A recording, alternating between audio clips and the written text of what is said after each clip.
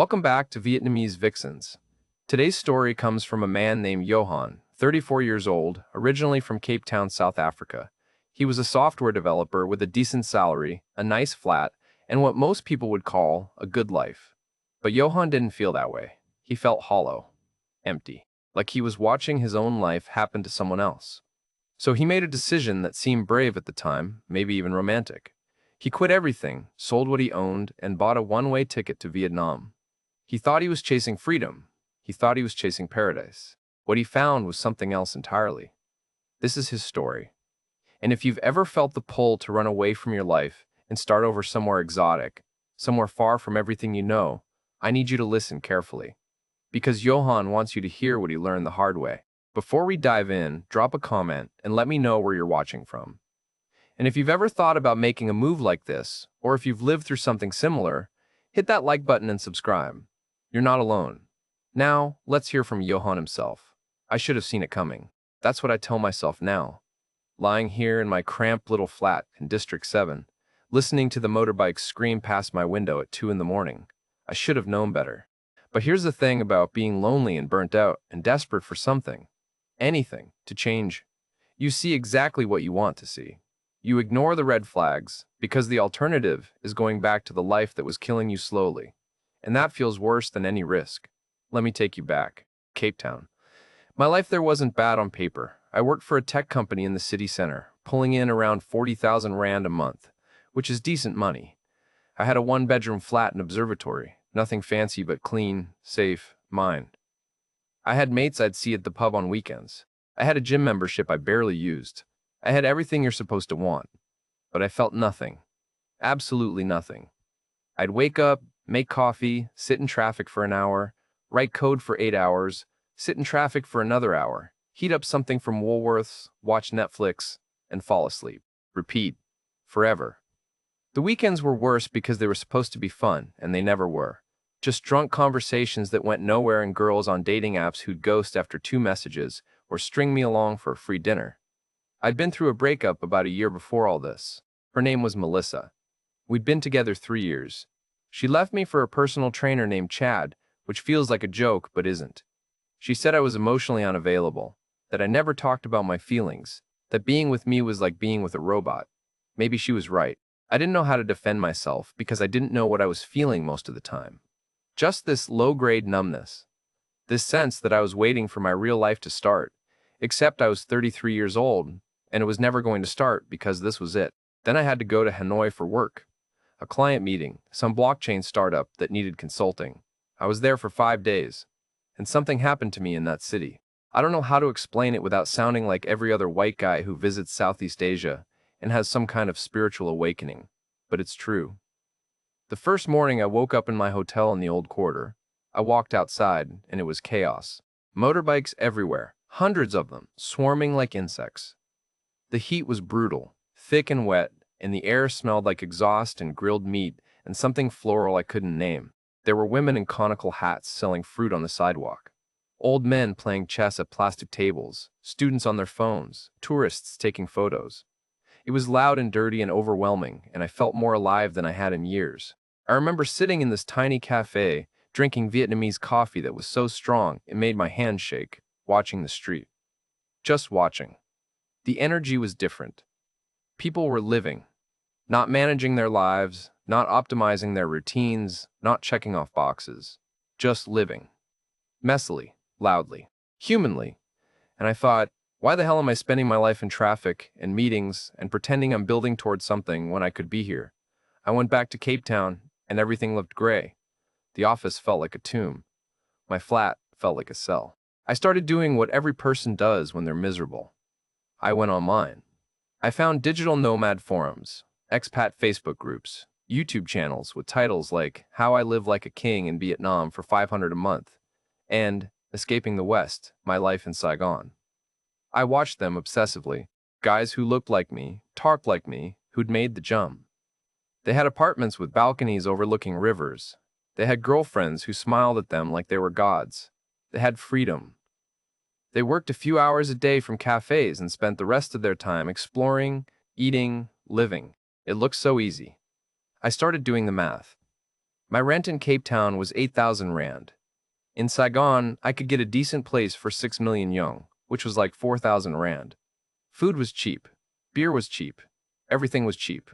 I was making money in dollars, which meant I'd be rich there. And more than that, I'd be free.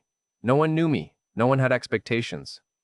I could reinvent myself, be the version of Johan I was supposed to be, but never had the space to become. My mates thought I was insane. We were at a braai at my buddy Peter's place, and I told them I was thinking about quitting and moving to Vietnam. They laughed. They thought I was joking. When they realized I wasn't, the tone shifted. Peter said, "You're running away, Boet. That's what this is." Another mate, Francois, said, "You'll be back in 6 months, broke and embarrassed." They meant well. They were probably right. But I didn't care. I was so tired of being the guy who played it safe, who stayed in his lane, who did what he was supposed to do. I wanted to be reckless. I wanted to be stupid. I wanted to feel something. My mom cried when I told her. We were sitting in her kitchen in Parle, the same kitchen I'd grown up in, and she just looked at me with these wet eyes and said, "What are you running from, Johan?" I told her I wasn't running from anything. I was running towards something. She didn't believe me. She asked what would happen if it didn't work out, if I ran out of money, if I got sick, if I needed help. I told her I'd figure it out. She said, "You're my only son. I don't want you to be alone on the other side of the world." I hugged her and lied and said I'd be fine. I quit my job in March. My boss tried to talk me out of it, offered me a raise, more flexibility, whatever I wanted. I said no. I sold my car, a second-hand Golf that had been good to me. I subletted my flat to a German student.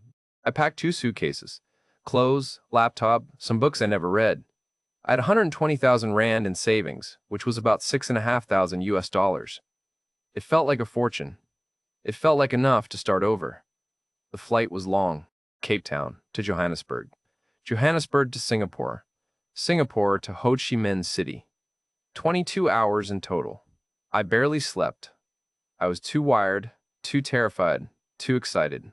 When we landed at Tan Son Net, it was early morning, and the heat hit me the second I stepped off the plane. Even inside the airport, it was warm and humid, and I started sweating immediately. I got my visa on arrival, grabbed my bags, and walked out into the chaos. The taxi ride into the city was like nothing I'd ever experienced. The driver didn't speak English. He just pointed at the meter and started driving. We merged onto a highway packed with motorbikes, and I mean packed thousands of them, weaving between cars, entire families balanced on a single bike, women in masks and long gloves to protect their skin from the sun. No one followed any rules. No one stayed in lanes. It should have been terrifying, but I was grinning like an idiot. This was it. This was the dream. I'd booked a short-term rental in District 1 through Airbnb, a studio apartment on the 5th floor of a narrow building with no elevator. The landlord met me outside, a middle-aged Vietnamese man who spoke broken English and smiled a lot. He showed me up the stairs, unlocked the door, and handed me the key. The place was tiny, maybe 20 square meters, but it had a bed, a desk, a little kitchenette, and a balcony that looked out over the street. The walls were thin. I could hear my neighbors talking, their TV, their lives bleeding into mine. But I didn't care. I dropped my bags, stepped onto the balcony, and looked down at the street. Motorbikes, street vendors, a woman grilling corn on a tiny charcoal stove. The smell of exhaust and fish sauce and something sweet. The noise was constant, layered, alive. I thought, this is it. This is where I start over. The first 2 weeks were a blur. Everything was new. Everything was overwhelming. Everything was perfect. I woke up early every morning because of the jet lag and the noise, and I'd walk. Just walk. I'd get lost in the alleys around Bayan Dan Market, past the flower vendors and the women selling Bayan Mi from bicycles. I'd eat 5 for breakfast because it was cheap and everywhere, and I loved the ritual of it. The broth, the herbs, the lime, the chili. I'd sit on those tiny plastic stools that are about 6 inches off the ground, surrounded by locals who stared at me like I was an alien. And I'd feel like I was part of something. One, rented a motorbike, a beat-up Honda Wave, even though I'd never ridden one before. The guy at the rental shop gave me a 30-second tutorial and sent me off into traffic. I almost died 6 times in the first hour, but I figured it out. You have to just go. Just merge into the flow and trust that everyone else is as insane as you are, and somehow it works. I'd ride around aimlessly, down to District 2, out to Thro Jin, along the river. I'd stop at cafes and sit with my laptop and pretend to work, but mostly just watch people. I met other expats, mostly in co-working spaces. Guys like me, Brits, Americans, Australians, a few Germans. They were all running from something. Bad marriages, dead-end jobs, debt, boredom. We'd drink cheap beer at rooftop bars and talk about how much better life was here, how free we felt, how we'd never go back. But at night, alone in my apartment, the loneliness would creep in. The kind of loneliness that's worse than being alone because you're surrounded by people and life and noise, but you're still separate from it. You're still the outsider. You're still the guy watching through glass. I started scrolling through dating apps, Tinder, Bumble, some Vietnamese apps I didn't understand. I'd match with girls, chat for a bit, meet for coffee. Most of them were sweet, but the conversation was hard. Their English was limited, my Vietnamese was non-existent, and I could always feel the transactional energy underneath it. They wanted something from me, and I wanted something from them, and neither of us was being honest about it. I'd go home after those dates feeling worse than before, but I told myself it was fine. I told myself this was the adjustment period, that it takes time to build a life, that I just needed to be patient. I told myself I'd made the right choice. Sitting alone in my studio, watching the ceiling fan spin, listening to the city hum outside, I told myself I was happy. I told myself I was free, and I almost believed it. I matched with Lynn on a Thursday night.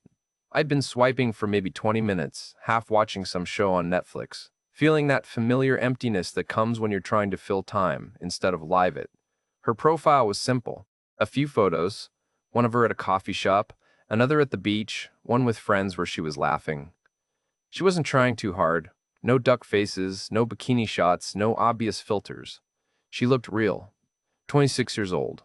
Worked at a salon. Her bio was in Vietnamese, except for one line in English. Love coffee and sunsets. It was basic, but something about her felt different. I swiped right. We matched immediately. She messaged first, which surprised me. Hi, you are from South Africa. That is very far. Her English was broken, but charming. We chatted for a bit. She asked what brought me to Vietnam. I gave her the rehearsed answer, wanted a change, loved the culture, working remotely. She said she'd never met anyone from South Africa before. She asked if it was like the movies. I laughed and said, not really. She sent a shy emoji. We talked for 2 hours that night. Nothing deep, just the usual getting to know you dance, but it felt easy, natural. When she said goodnight, she added, maybe we can meet for coffee sometime. I said yes immediately. We met 3 days later at a cafe near Bien Thon Market. I got there early, nervous in a way I hadn't been in years. When she walked in, I recognized her instantly, but she was prettier in person, smaller than I expected, delicate, with long black hair tied back in a ponytail. She wore jeans and a simple white blouse. She smiled when she saw me, a real smile that reached her eyes, and I felt something I hadn't felt in a long time. Hope. We ordered coffee, the traditional Vietnamese kind, thick and sweet. She spoke slowly, carefully, searching for English words. I spoke slowly too, trying to make it easier for her. She told me she worked at a salon in District 3, doing nails mostly. She'd been there for 3 years. She lived with 2 roommates in a small apartment. Her family was from the Mekong Delta, a few hours south. She'd moved to Saigon when she was 20 to find work. She sent money home every month. Her father had died when she was young. Her mother sold fruit at a market. She had a younger brother who was still in school. She told me all this without drama, just facts, but I could feel the weight of it. The responsibility, the quiet struggle. I told her about Cape Town, about my family, about why I'd come to Vietnam. She listened in a way people don't usually listen. She asked questions. She leaned in. When I made a joke, she laughed, covering her mouth with her hand. There was something gentle about her, something that felt safe. We sat there for 2 hours, and I didn't want to leave. When we finally did, she said she had fun. She said maybe we could do it again. I said definitely. I watched her disappear into the crowd of motorbikes and felt lighter than I had in months. We started seeing each other regularly. She'd message me in the mornings. Good morning, Ange. Did you sleep well? And we'd make plans to meet after she finished work. She took me to places I never would have found on my own. A tiny restaurant in an alley where they served bun chu that made me want to cry. A park where locals did tai chi at dawn. A street market where she haggled for fruit in rapid Vietnamese while I stood there useless and amazed. She introduced me to her friends. girls who worked at the salon with her. They giggled and whispered and looked at me like I was some kind of exotic animal. But Lynn would shush them and smile at me apologetically. She started staying over. It happened gradually. First, just one night after we'd been out late and she didn't want to ride her motorbike home in the rain. Then a few nights a week. Then most nights. She'd cook for me, simple things. Fried rice, stir-fried vegetables, spring rolls she'd make from scratch. She'd stand in my tiny kitchen, humming to herself. And I'd sit at the desk pretending to work, but really just watching her. She'd bring me coffee in the morning, kiss my forehead, call me Annie, my love. I'd never been called that before. Not like that. Not in a way that felt like it meant something. She made me feel wanted. Not in a desperate way. Not in the way those other girls had where I could feel them calculating what they could get from me.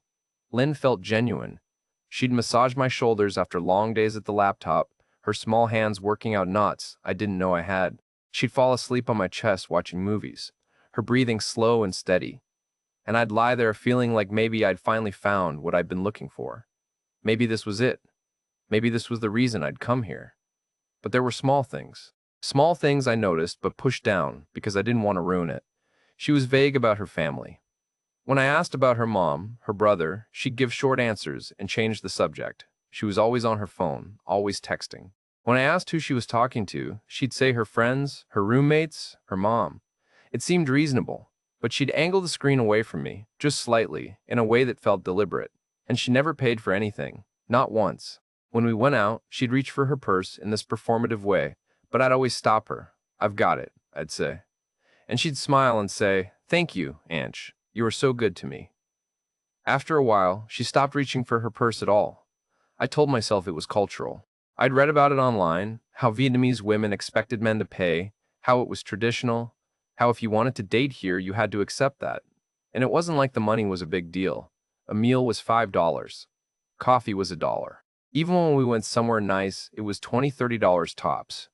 I was making money in dollars. She was making maybe $200 a month doing nails. Of course I should pay. Of course I should take care of her. That's what men do, right? That's what it means to be the man. Then the request started. Small at first. We'd been seeing each other for about a month when she called me one afternoon, her voice tight and stressed. Her motorbike had broken down. She'd taken it to a mechanic, and they wanted 3 million trong to fix it, about $120. She didn't have it. She was crying. She said she didn't know what to do. She needed the bike to get to work. She couldn't afford a taxi every day. I didn't even hesitate. I sent her the money through bank transfer. She called me back 10 minutes later, still crying, but now with relief. She said I saved her life. She said she didn't know what she'd do without me. She said she'd pay me back as soon as she could. She never did. And I didn't ask, because asking felt small. Asking felt like I didn't trust her. Asking felt like I was keeping score. And you don't keep score with someone you love. And I was falling in love with her. I knew it was too fast. I knew it was stupid. But it was happening anyway. 2 weeks later, her mom got sick. She called me in the middle of the night, sobbing so hard I could barely understand her. Her mom had collapsed at the market.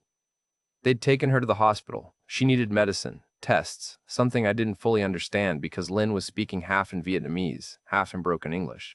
She needed 2 million ong. I sent it. She thanked me 1,000 times. She said her mom was asking about me, saying prayers for me, calling me a blessing. I felt like a hero. I felt needed. I felt important in a way I'd never felt before. Then it was her rent. Her landlord was raising it, and she couldn't afford the increase. She was stressed about finding a new place. I offered to cover it for a month, just to give her time to sort things out. She cried again. She said I was too good, that she didn't deserve me, that she'd pay me back when things got better. I told her not to worry about it. I told her we were in this together. She kissed me and held me, and I felt like I was doing something meaningful. I was helping someone I cared about. I was being the man I wanted to be. But my savings were draining faster than I'd planned. I'd come with $6,500.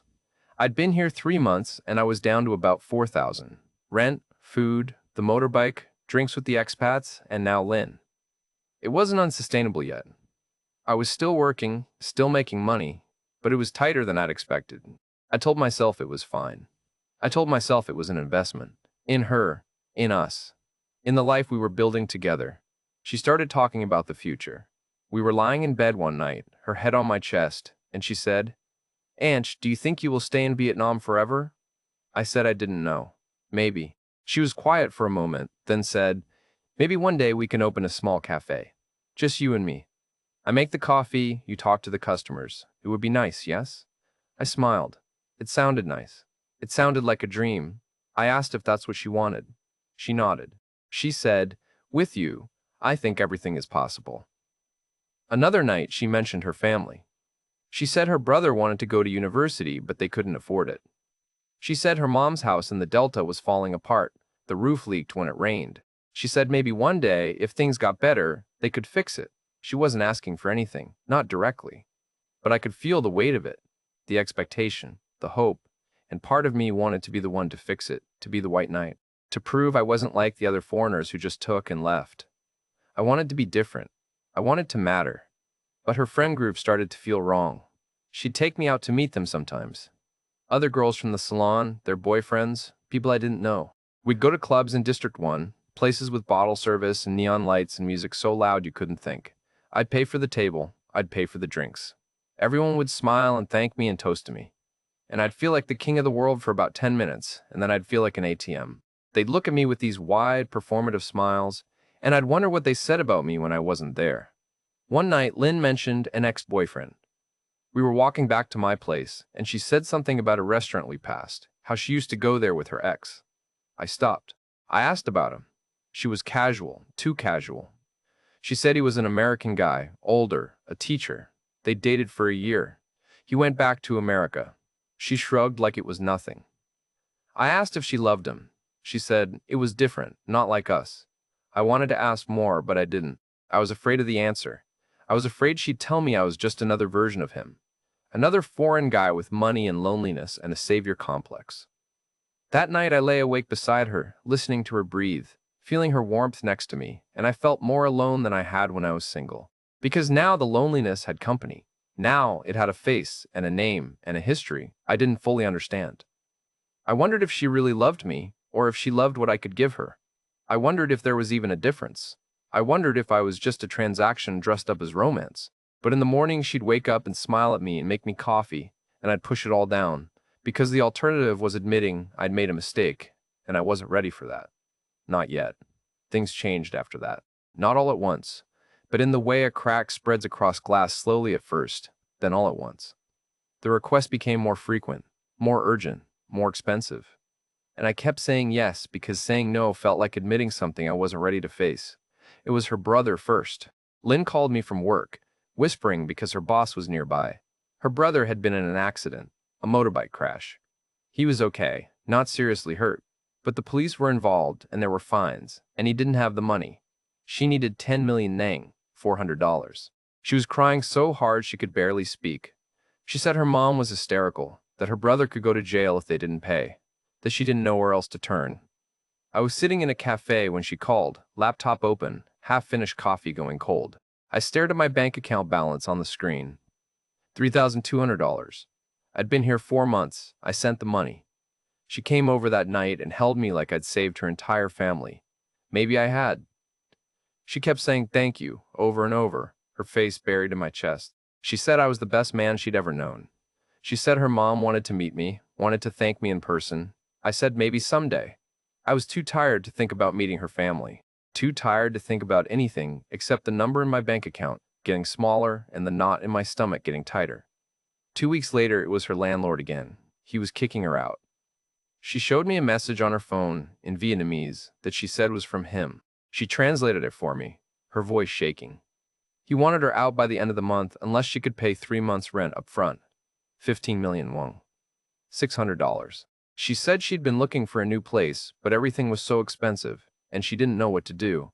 And she was so sorry to ask, but could I help her just one more time, just until she figured things out? I looked at her face, at the tears, at the fear, and I thought about her sleeping on the street. I thought about her going back to the Delta, giving up everything she'd built in Saigon. I sent the money. But this time, something was different. This time, I felt it. Not generosity, not love, just exhaustion. And under the exhaustion, a whisper of doubt that I couldn't silence anymore. I started doing the math in my head. The motorbike, the hospital, the rent payments, the brother's fines, the drinks, the dinners. The little things that added up. I'd given her close to $2,000 in 2 months, and my savings were down to $2,600. I was still working, but not as much as I should have been. I was distracted, anxious. I'd wake up at 3 in the morning with my heart racing, checking my bank balance on my phone, calculating how long I could last at this rate. I started paying closer attention to her phone, to her habits, to the things she said and didn't say. She was always texting. Always. Even when we were together, watching a movie, lying in bed, her fingers would move across the screen, and she'd smile at something, and when I asked who it was, she'd say her friends, her roommates. But she never let me see, never turned the screen toward me, never read the messages out loud. And when I'd lean over, casually, trying to glimpse, she'd pull the phone away, still smiling, and say something like, "So nosy, Anch," in a playful voice that didn't match the quickness of her movement. I met another expat around this time. His name was James. British guy. Been in Vietnam for 5 years, spoke decent Vietnamese, had the tired, knowing look of someone who'd seen it all. We met at a co-working space in District 2. We got to talking, the way expats do, swapping stories, comparing notes. He asked where I was living, how long I'd been here, if I was seeing anyone. I told him about Lynn. I didn't tell him about the money, not at first, but I mentioned her family troubles. Her brother, her mom, the landlord. He went quiet. He took a sip of his coffee and looked at me with something like pity. "Mate," he said, "that's the playbook." I asked him what he meant. He leaned back in his chair, glanced around like he was about to tell me a secret. The sick mom, the brother in trouble, the landlord kicking her out. It's always the same story. Different girls, same script. You're not the first guy she's done this to. You won't be the last. I felt my face get hot. I told him he didn't know what he was talking about, that Lynn wasn't like that she was genuine, that her problems were real. He put his hands up, defensive. "All right, man, maybe I'm wrong. Maybe she's different. But just pay attention, yeah? Look at her phone. Ask her about her exes. See how she reacts." I left the co-working space angry. Angry at him for planting the seed. Angry at myself for listening. But I couldn't unhear it. That night, lying next to Lynn, I couldn't sleep. I kept replaying what James said, the playbook, the script. I looked at her, curled up beside me, her phone on the nightstand, screen down. I wanted to prove him wrong. I wanted to believe. But I started testing her. Small things. I told her I was having trouble with a client, that my income might drop for a bit. She said she understood, that we'd figure it out together.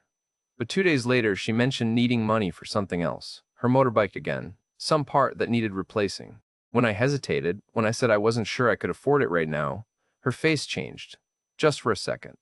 A flash of something cold, something hard. Then it was gone, and she was soft again, apologetic, saying it was okay. She'd figure it out. She didn't want to be a burden. But I saw it, that flash. And once you see it, you can't unsee it. I started watching her phone habits more closely. The way she tilted the screen, the way she'd get up and go to the bathroom to reply to certain messages, the way she'd put it face down whenever I was near. One afternoon, she was in the shower, and her phone buzzed on the table. I looked at it, a message in Vietnamese. I opened Google Translate on my own phone and typed it in. "Did he send the money yet?" With a laughing emoji. My stomach dropped. I checked the contact name. It was saved as a girl's name, one of her salon friends. But the message didn't sound like it was about me. Or maybe it did. I couldn't tell. I heard the shower turn off, and I put her phone down, my hands shaking. When she came out, hair wet, wrapped in a towel, she smiled at me. "What are you doing now?" I said nothing, just working. She kissed the top of my head and started getting dressed. I watched her, and I felt like I was watching a stranger. Like the last 4 months had been a performance, and I'd been too desperate to see it. That night, I couldn't let it go. We were lying in bed, and I asked her about her ex, the American teacher. She tensed, just slightly. I asked how they met. She said through friends. I asked how long they were together. She said about a year. I asked why they broke up. She said he had to go back to America for family reasons. I asked if he helped her with money.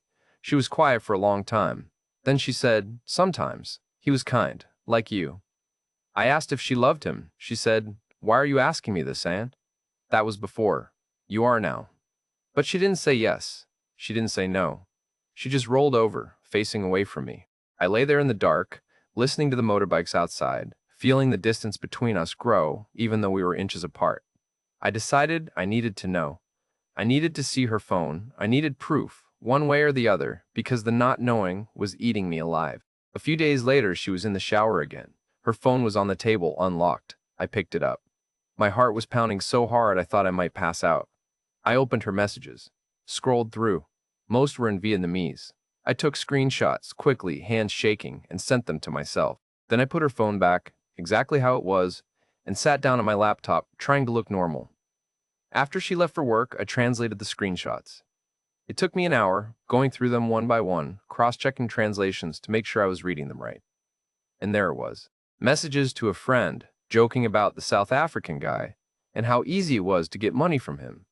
Messages to someone else, maybe another boyfriend, I couldn't tell, arranging to meet up, saying she'd be free after she finished with the foreigner. Messages about other expats she'd dated, the American teacher. Before him, an Australian businessman. She kept a list. Not explicit, but I could read between the lines. I could see the pattern. She targeted lonely foreign men. She played a role. She collected. And when they ran out of money or caught on, she moved to the next one. I sat there staring at my laptop screen, at the translations, and I felt something collapse inside me. Not anger, not yet. Just this crushing, humiliating realization that I'd been so stupid. So desperate to feel wanted that I'd ignored every sign. I thought about all the money, all the stories, the sick mom, the brother, the landlord. I didn't even know what was real anymore. Maybe some of it was. Maybe none of it was. It didn't matter. What mattered was that I'd been a mark, a target, a wallet with a heartbeat. When she came over that night, I confronted her. I didn't plan to. I was going to wait, think about it, figure out what to say. But she walked in smiling, carrying takeaway food, and something in me snapped. I asked her about the messages. Her face went blank. She asked what I was talking about. I told her I'd seen her phone. I'd read the messages. I knew about the other guys. I knew this was what she did. She denied it at first.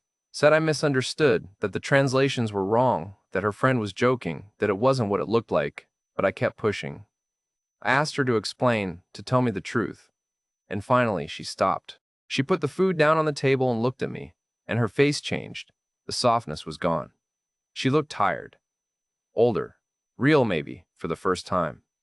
"You don't understand," she said. Her English was better now, clearer, like she didn't need to pretend anymore. "You don't understand how hard it is here. You come here with your money, your passport, your freedom. You can leave anytime. I can't. This is my life. My family needs me. I do what I have to do." I asked if any of it was real, if she ever cared about me at all. She looked away. "You were nice," she said quietly. "But you were like the others. You want to feel like a hero. You want a girlfriend who makes you feel special. I gave you that. You gave me money. Everyone gets what they need." I told her to leave. She didn't argue. She picked up her bag, walked to the door, and stopped. She turned back and said, "You will be okay. You have money. You have options. I don't." Then she left. I never saw her again. She blocked me on everything. Disappeared like she'd never existed. The next few weeks were a blur. I couldn't afford my flat anymore. I moved to a cheaper place in District 7. A tiny room with a shared bathroom and walls so thin I could hear my neighbors breathing. I stopped going out, stopped meeting people. I'd sit in that room, staring at the ceiling fan, doing the math over and over. I'd come to Vietnam with $6,500. I had about $1,800 left. I'd burned through almost $4,000 in 5 months, half of it on Lynn. The other half on trying to live a life that was never sustainable. I felt humiliated, stupid, used. I'd go online and see posts from other expats living their best lives, and I wanted to scream at them that it was all a lie, that they were all getting played, that this paradise was built on the backs of desperate people and desperate foreigners feeding off each other. But I didn't. I just closed my laptop and tried to sleep. Eventually, I started putting myself back together. I reached out to other expats, quietly, carefully. And I heard the same stories over and over, different names, different amounts, but the same structure: the sick mom, the brother in trouble, the landlord, the script. Some guys had lost more than me. One guy, an Australian, lost $20,000 to a girl he thought he was going to marry. Another guy, American, got robbed blind. She took his laptop, his phone, his cash while he was sleeping. My story wasn't special. I wasn't special. I was just another lonely guy who thought he could buy love in a country where survival meant taking what you could get. I stayed in Vietnam. I didn't have the money to leave, not really, and I was too ashamed to go home. I got better at managing. I worked more. I lived cheaper. I made real friends, the kind who'd been through it and came out the other side. I stopped dating, stopped looking. I focused on rebuilding my savings, my life, my sense of self. I don't hate Lynn, not anymore. I understand her now, in a way I didn't then. She was surviving. I was a means to survival.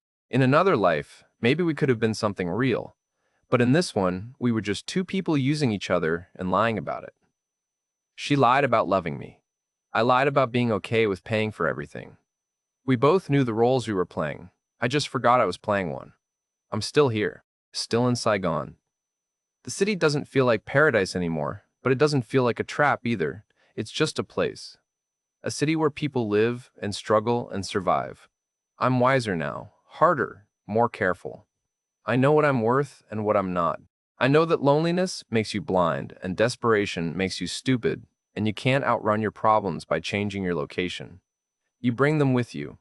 They're in your bones, in your patterns, in the way you see the world and yourself. So this is my message. If you're thinking about moving to Vietnam or Thailand or Cambodia or anywhere else because you think it'll fix you, because you think a change of scenery will make you a different person, stop. Fix yourself first. Figure out why you're running and deal with it before you get on that plane. Because if you come here broken and lonely and desperate, someone will find you, someone will see you, and they'll tell you exactly what you want to hear until there's nothing left to take. Don't move to Vietnam until you're ready to see it clearly. Not as paradise, not as an escape. Just as a place where people are people, where survival is hard, and where your loneliness won't make you special. It'll just make you a target. Welcome back to Vietnamese Vixens. That was Johan's story. He's still in Saigon. He's rebuilding. He's learning. He's surviving. If his story resonated with you, if you've been through something similar, or if you know someone who needs to hear this, share it. Comment below. Let us know where you're watching from. And if this helped you see something you needed to see, hit that like button and subscribe. We're all just trying to figure it out. And sometimes the hard stories are the ones that save us. Thanks for listening.